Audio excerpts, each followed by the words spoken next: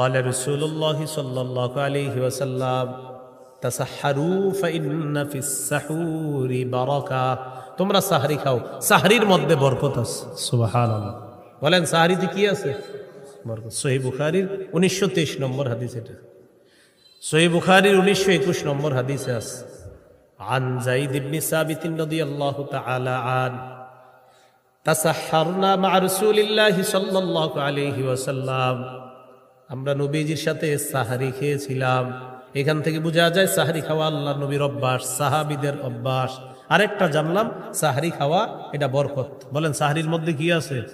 বরকত আছে। অন্য হাদিসে আছে قال رسول الله صلى الله عليه وسلم হালুম্মু ইলাল গাদাইল মুবারাক আসো তোমরা বরকতপূর্ণ খাদ্যে অংশগ্রহণ করো।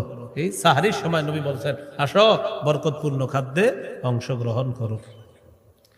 সাহরি যারা খাবে তাদের উপর আল্লাহর রহমত নাজিল হবে, ফেরেশতারাও তাদের জন্য দোয়া করবে।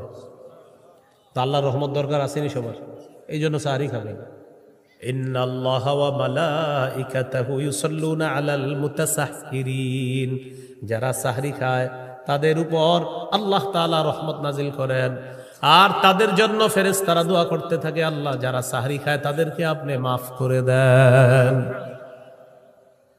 তাদেরকে আপনি কি